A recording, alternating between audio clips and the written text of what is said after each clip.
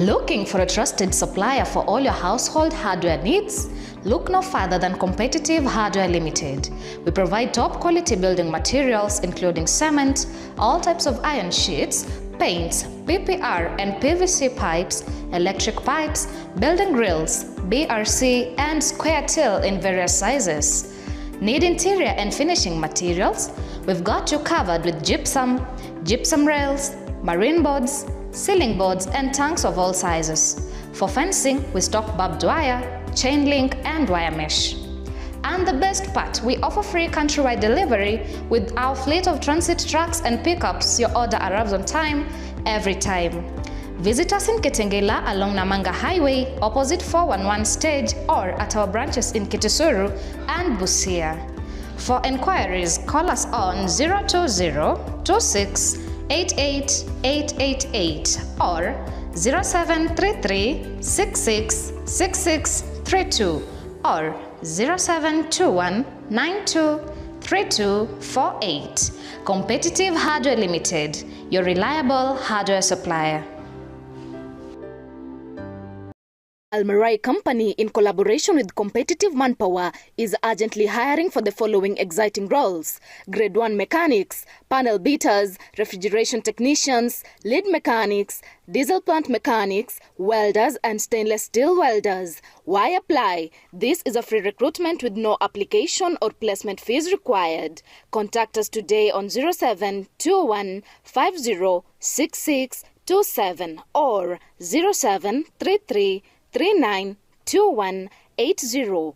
You can also visit us at Waterseas Plaza, Kikorok Road. Alternatively, you can send an email to info@competitivemanpower.com.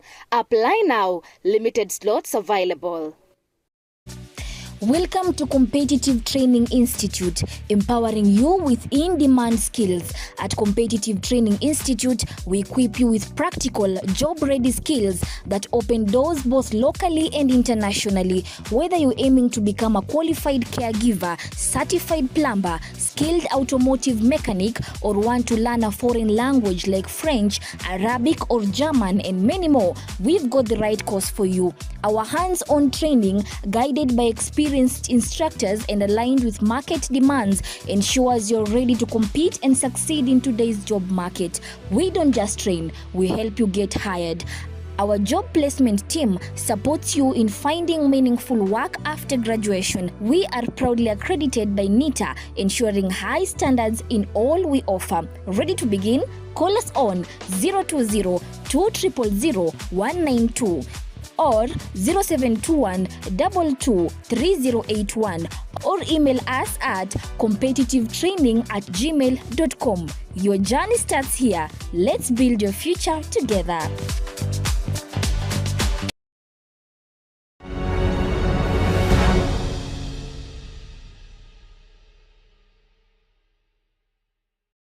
On air. A good afternoon to you. Welcome to CBS at 1. My name is DANFLOW, LINDWE. Now we bring you updates from across the country. And on to our first bulletin this afternoon. Prime Cabinet Secretary and Foreign Affairs CS Musalia Mudavadi has raised alarm over the high cost of public participation exercises. Citing Articles 10 and 118 of the Constitution, Mudavadi disclosed that such sessions cost between 10 and 100 million shillings each, depending on scale and location. Now, Mudavadi warned that this cost could divert vital funds from sectors like health, education, and infrastructure. He made the remarks during a high-level meeting with the United Nations country team led by Resident Coordinator Stephen Jackson in Nairobi.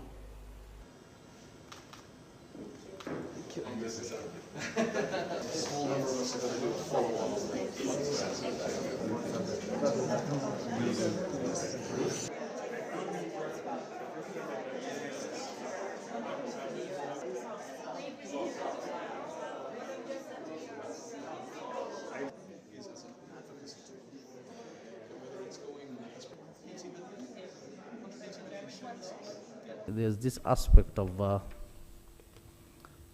the donor's conditions, which of course you can't wish away. But then in your process of negotiation, the aspect of the host country against the donor's condition. Let's see how we can have that delicate balance, so that at times we don't just come with a rigid process that our hands are tied and there's nothing we can do about it. It's an issue we really need to critically look at it. There are two issues that we are grappling with. One is cost in terms of the financial implications, and then the other is cost in terms of time, the lead time between formulating something and implementing. And that, of course, feeds into the political boiler room, depending on how you manage it. So we really need some urgent intervention here, I can tell you that.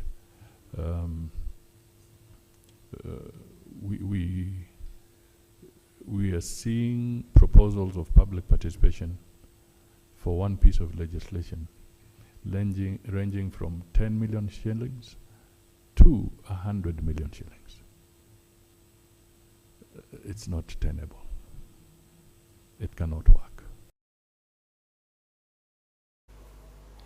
And the Ministry of Labour and Social Protection has pledged adequate compensation for victims of workplace accidents and dependents of deceased workers. Speaking during the 2025 World Day for Safety and Health at Work in Nanyuki, Labour CS Alfred Mutua, represented by his Administration Secretary Herman Shambi, emphasized the government's commitment under the Work Injury Benefits Act. Now, the ministry also expressed concern that many incidents remain unreported, denying workers rightful claims. 3, 2, 1, go!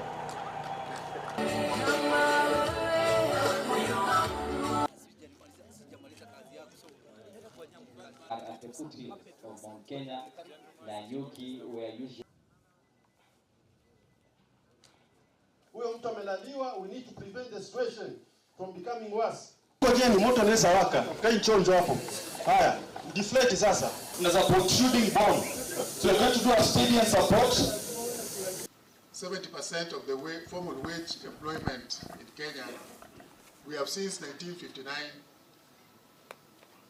tried to, as much as possible, influence the advocacy in regulatory and policy environment in the country, because we know that if we have proper regulations, policies in the workspace, we will have very little losses. But quite a number of us do not even understand the basics when it comes to issues of maybe somebody getting first aid. Hatuelewi hata kidogo. Because all of us, I have normally been traversing through Laikipia and the rest of this country, including Mandera, and I know what happens. Majority of the citizens, they require to be taken through some of these basics when it comes to the issues of safety in the workplace and health. We do not understand. Hata hapa kwa governor, maybe an accident can happen at the moment. The incidences of occupational accidents that go unreported hampers the ministry's plans that relate to development of workplace accident, preventive strategies, and promotion of occupational safety and health at the workplaces. The processing of injury compensation for the accident victims under the provisions of Work Injury Benefits Act will not be possible for unreported incidences of workplace injury. I wish to therefore reiterate that all employers be prompt in the reporting of occupational accidents and diseases for early investigations, possible compensative remedies, and planning by my ministry.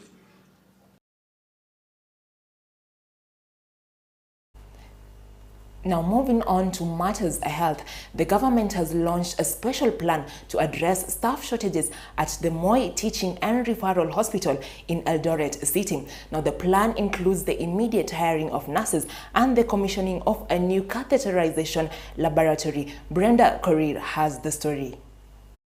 According to the Ministry of Health, the government intends to recruit more nurses at Moi Teaching and Referral Hospital in Eldoret to enhance healthcare services and ease the burden on existing staff. This move aims to ensure that patients receive timely and quality medical care. More advanced services, some of the services that Kenyans go to India for, in terms of cancer, we want to start doing them right here because the machine is available. What we are lacking for now, and which I am going to work on immediately, is the issue of human resources, the specialized skills that the CEO and the management have talked to me about, and we are going to see how we are going to collaborate with the other institutions outside the country that can give us some of these skills or can come and train right here so that we don't have to have most of our staff leaving to gain these skills. Meanwhile, MTRH has launched a new cardiac catheterization laboratory, commonly known as Cath Lab, expected to serve over 27 counties and neighboring East Africa countries. The new facility will enable faster diagnosis and treatment of heart conditions, enhancing patient safety and reducing the number of referrals abroad.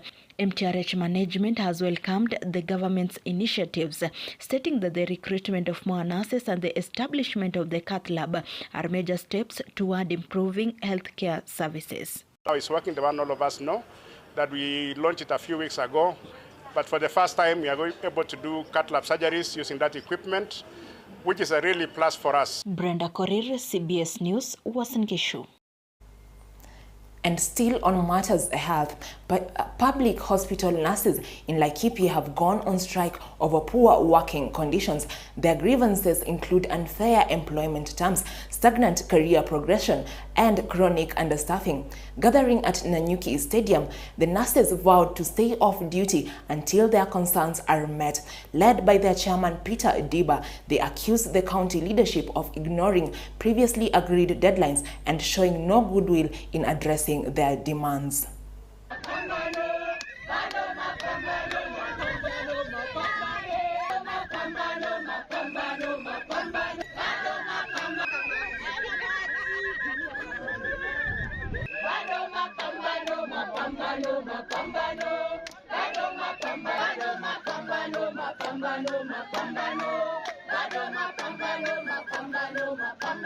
Wauguzi walio nyuma yangu hapa na wauguzi wote wa Laikipia hawawezi kuaccess healthcare kwa hospitali ambazo wanahitaji kwenda. Unaambiwa usiende hii hospitali, wewe enda hii. Lakini utakuta wengine ambao wako job group za juu, ambao wako kwa maofisi kubwa kubwa kule, hakuna hospitali ambao hawaendi. Tunauliza nani anafaa kuwa anapata good healthcare, ni wauguzi ambao wako kwenye ward ama ni mtu ambaye kwa ofisi anazunguka na kiti kule. Tunasema sisi we are at risk of diseases, we are at risk of infections kwa sababu ya nature ya kazi yetu. Turuhusiwe tuende hospitali mahali ambapo tunataka kwenda hospitali. Kuna structure ambayo ilikuwa imetolewa na SRC in 2024. Walisema watakuja kuiangalia so that nurses can be paid according to SRC terms. Ingine tulikuwa tumeomba Directorate of Nursing. Unakuta hiyo idara ya nurses tunaongozwa na watu ambao si nurses, so they don't know our issues. So tunasema tupewe idara yetu wenyewe so that tupange mambo yetu. Liza bwana governor, kwa sababu hata kwa manifesto yake wakati alikuwa anakuwa governor alisema hataki kusikia mtu yeyote mwenye little professional kasho. Kuliendaje bwana governor? Mbona ulitudanganya? Kwa sababu sasa tunahisi umetudanganya, na si mara moja, si mara mbili, si mara tatu. Siku zote huu unatuambia hawa watu watakuwa absorbed, hawa watu watawekwa kwa PNP, na hawa si watu ambao wataretire kesho. Hawa ni watu wenye wataover services for over 20 years. And moving on to matters of security, Interior Cabinet Secretary Kipchumba Murkomen and the Inspector General of Police Douglas Kanja have convened a high-level security meeting in Chesongoch and Gayo Marakwet County following escalating attacks in Kerio Valley. Now, this comes as schools prepare to reopen in the tension-filled region. Our reporter Brenda Korir has more details. The meeting brought together all security agencies and administrative units involved in Operation Maliza Uhalifu, launched in 2023 to eradicate criminal from the Rift Valley region. Despite a year of relative peace, a worrying resurgence of violent incidents has shaken the region. On Monday, 2 businessmen were ambushed and killed along the Marigat-Loruk Road. Increased attacks along major roads have forced security agencies to escort travelers. However, even with these measures, criminals have evolved their tactics, now specifically targeting passengers and business vehicles. In this Kerio Valley, tunaona a new wave ya banditry yenye imetoka sasa, uwizi wa ng'ombe, imeanza kupigania mashamba na mambo ya highway robbery. Hapa Loruk tumekuwa na shida kwa Baringo.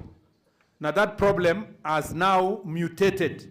Imetoka mambo ya kuibiana ng'ombe, sasa ni kupigania boundaries ya one constituency to another, one community to another, na imeenda pia kwa economic sabotage na robbery, highway robbery. Hiyo, we are fully seized of that issue and we will deal with it decisively.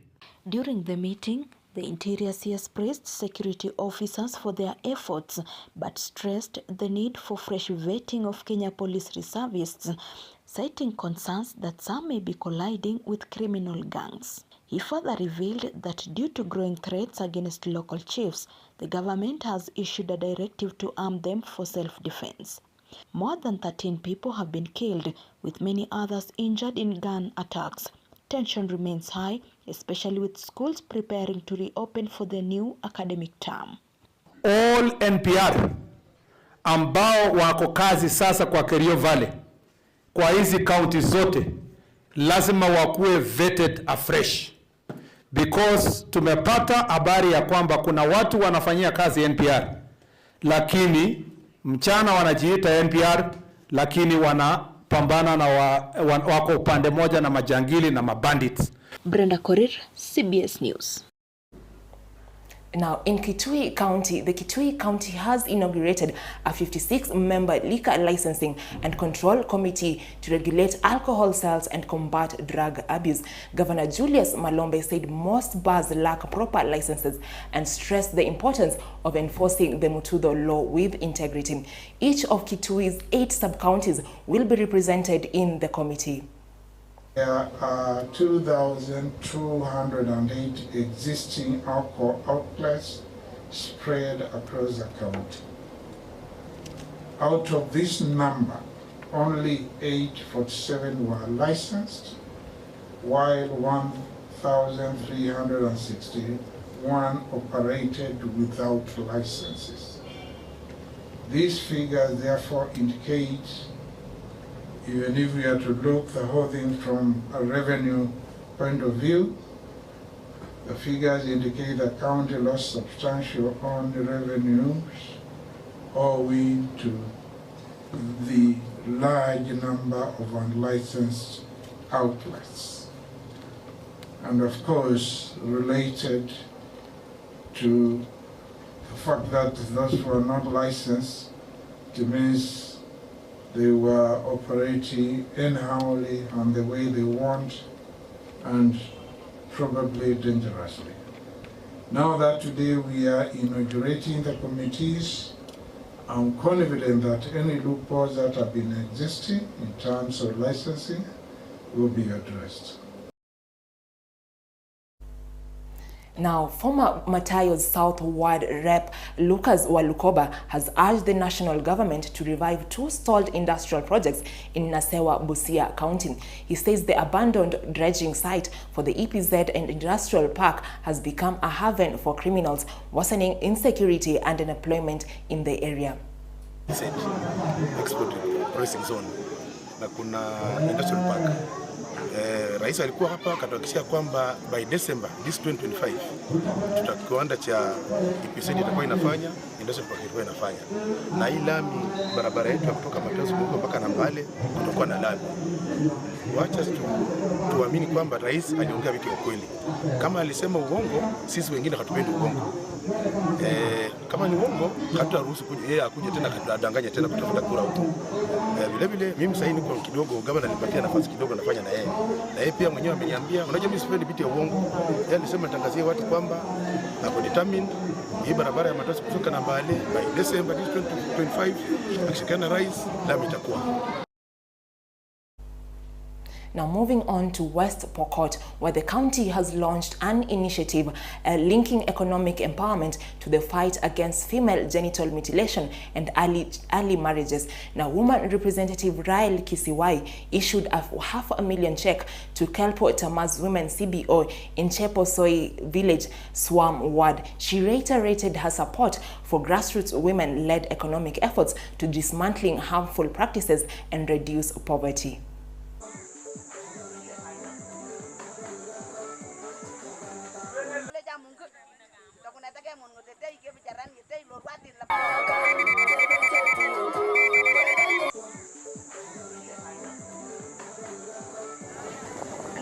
Nana group nya kuroje moraje kalia chacha iledi. Sisi grupu yetu ni ya kufunza watu kupeleka watoto shule, kukataa kutayarisha watoto.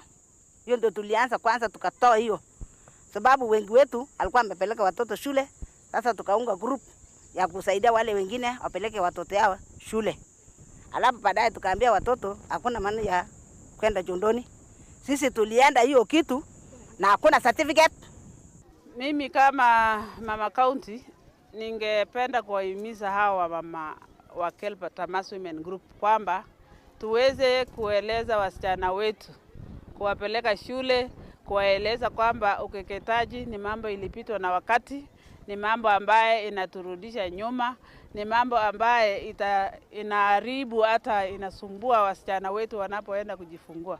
Kwa hivyo sisi leo tunalaani mambo ya kukeketa wasichana, na tutasema kupitia hii group ya Kelpa Tamas, Kachaliba itaenda mbele na kaunti ya Pokot tutakuwa mbele kama akina mama. Na tena ningependa kuambia serikali kuu kuwa hii 20 million ambayo iko ofisi ya Women Rep haitoshi kazi. Muongezea hawa MPs pesa ili especially the marginalized areas. Huyu mama anafanya kazi mingi sana. Sisi huku mama mpaka apande Sokoria ndio aende ause. Na nataka niambie wazazi wa area hii area watu wako na akili sana. Wekeni watoto tu shule. Hawata let me down. Watasoma na wataleta degrees. Now, in Kilifi County, the Adu Ward MP Samson Kahindi Zia is calling for unity among members of the Kilifi County Assembly. Now, Zia claims the assembly has lost credibility due to internal divisions and a lack of cooperation, which he says has hindered accountability and legislative oversight under Governor Gideon Mungaro's administration. Our reporter Samuel Mbogo has the details. This call comes after Public Works, Transport and Roads Minister Catherine Kenga failed to fully respond to the question on the use of car rental services among county government departments, raised by Ganze Ward Representative Benson Girani. Na wale ndio wanachukua huo mkondo sasa, yale majibu ambayo yatakuwa yakijibiwa hapa. Si hii tu peke yake, bali hata yale zile statement ambazo tumeziandika tukingojea majibu. Hatutaenda mbali na hatutaendelea katika hii Kilifi County. Ni tuanze na sisi waheshimiwa hapa tuweze kubadilika. Ndio sisi tuweze kuwasukuma ama tusukume utawala ili uweze kutekeleza majukumu yao. According to Girani, Kenga's report should have included the types of vehicles rented by the government, their registration numbers, the number of vehicles allocated to each department, and any implications of the agreement between the government and renters in case of violations. I expected a deep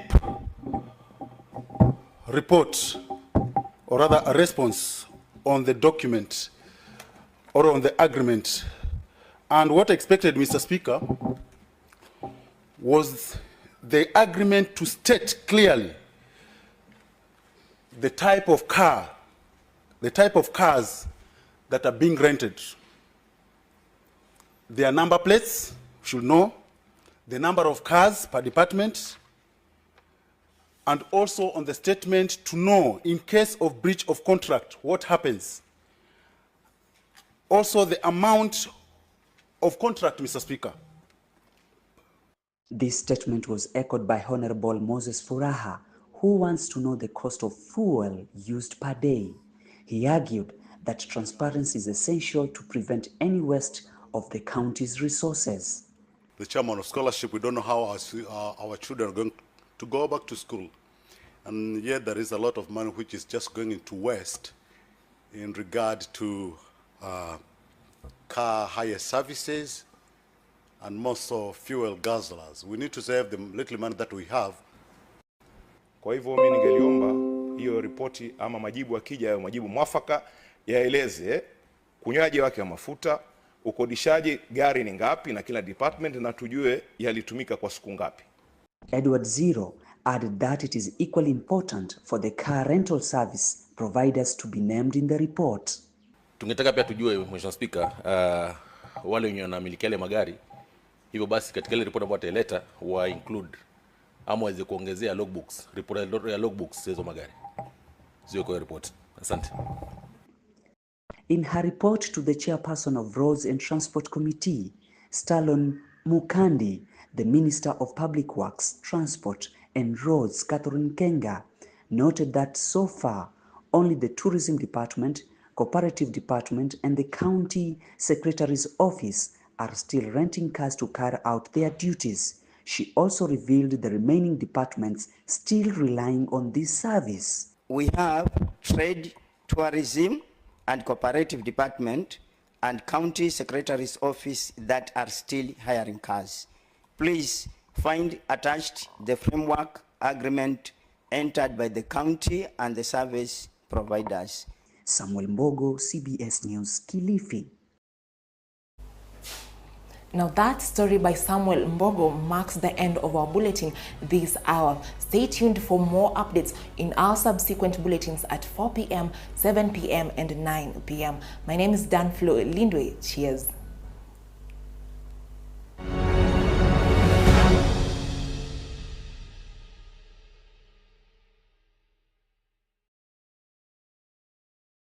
Join our team at AYTB in partnership with Competitive Manpower. AYTB is seeking qualified candidates for the following positions: Technical Advisor, QA or QC Personnel, Shop Coordinator, Report Organizer, Rotating Equipment Repair Technician, Valve Overhaul Technician, Machining Technician.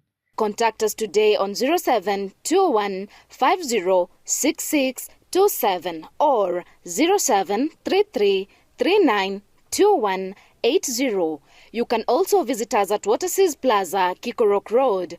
Alternatively, you can send an email to info@competitivemanpower.com. Apply now. Limited slots available.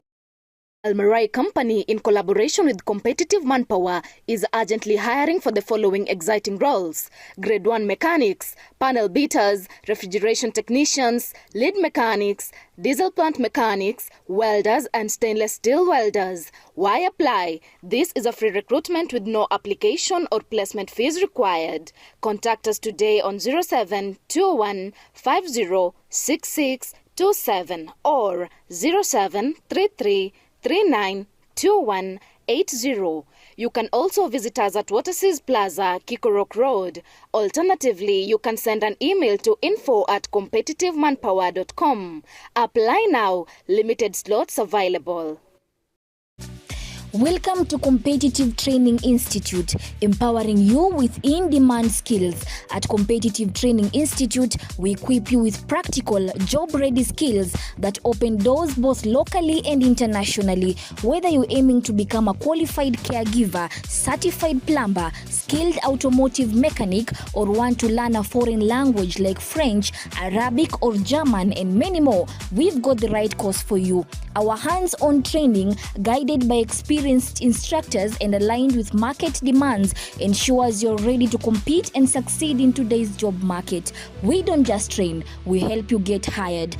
Our job placement team supports you in finding meaningful work after graduation. We are proudly accredited by NITA, ensuring high standards in all we offer. Ready to begin?